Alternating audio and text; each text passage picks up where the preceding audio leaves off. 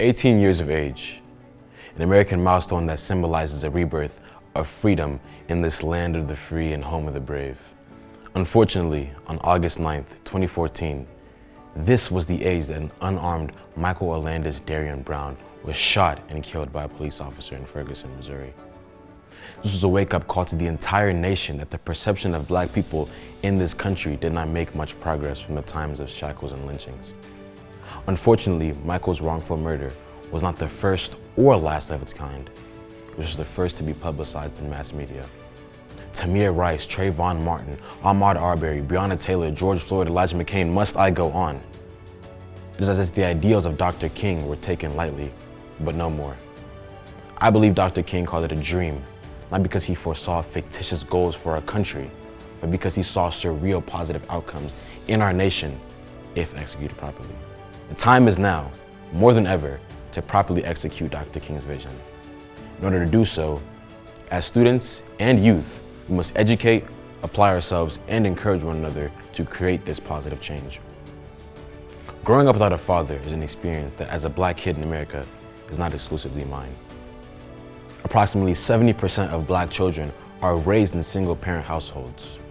Although we cannot predict nor change the circumstances that cause the splitting of parents in the Black community, we can change how we let this affect our children. 70% of homicides in the Black community are Black-on-Black crimes, meaning Black Americans are responsible for the killing of their own people 70% of the time. In order to decrease this percentage and move towards more peaceful communities, the root cause of this issue must be addressed: destructive masculinity. Patriarchal and aggressive masculinity is at the forefront of creating violence, abuse, and destruction in the Black community. In the absence of information, people make things up. Too often do children, especially boys, fall victim to the idea that the domination of others is what makes them a man. Parents are the first people that a child learns to foster healthy relationships with. The lack of education on what a man is early on in these single-parent homes leads to more serious effects such as gang violence, murder, and domestic abuse. However, destructive masculinity is also commonly learned and applied in all communities, even ones that are predominantly white and wealthy. These ideologies are essentially what causes racial division. Men feel as if they are in competition with others and react to the false sense of being threatened. This is where students can begin to make positive changes. Amongst themselves, students can encourage resolving conflict by talking things through instead of meeting up at a park to fight things out. Men do not have to be the strongest and most aggressive to validate their manhood. We should be strong enough to be vulnerable, tender, and compassionate towards those around us. The teachings of these ideals among peers can begin a positive change towards peace for Black America. Having compassion for those around us includes caring for the environment we live in.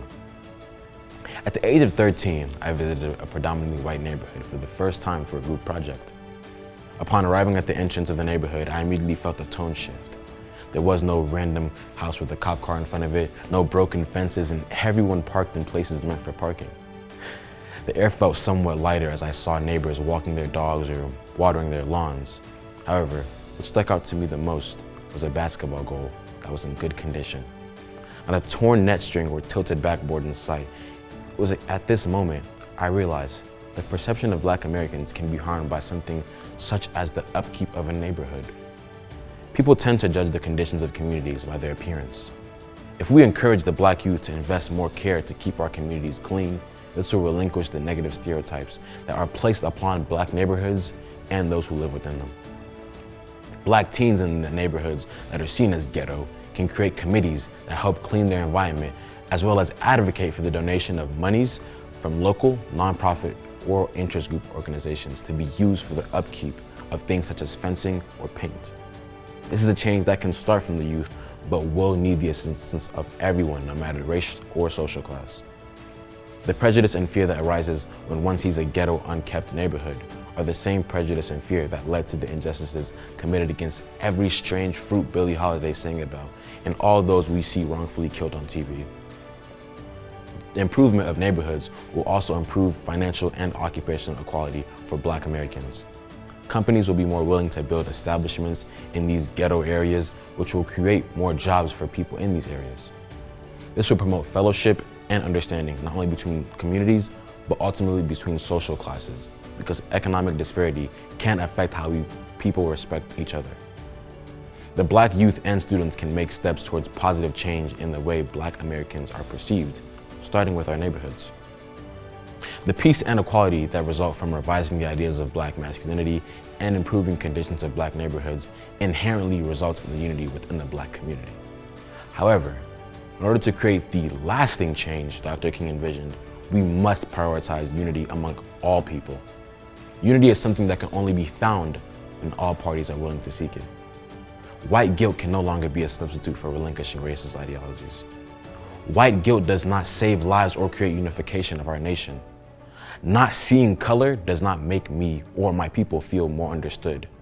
It only invalidates our struggles as Black people. You cannot possibly claim to be my brother on a football field or teammate on a basketball court, yet be ashamed to invite me to your house for a birthday party because of the color of my skin.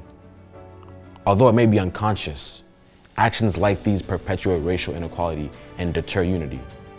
In order to push towards a more peaceful, unified nation, people must become more aware of their own behaviors, thoughts, and actions which are motivated by race.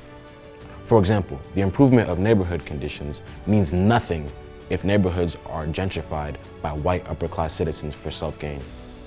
If we wish to not see color and stand united as a nation, we must not see color in all aspects of our nation, not when it is convenient to us.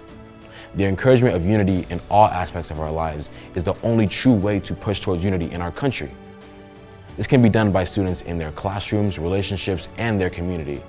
In doing so, we move towards unity, justice, and peace in our country and advance Dr. King's dream.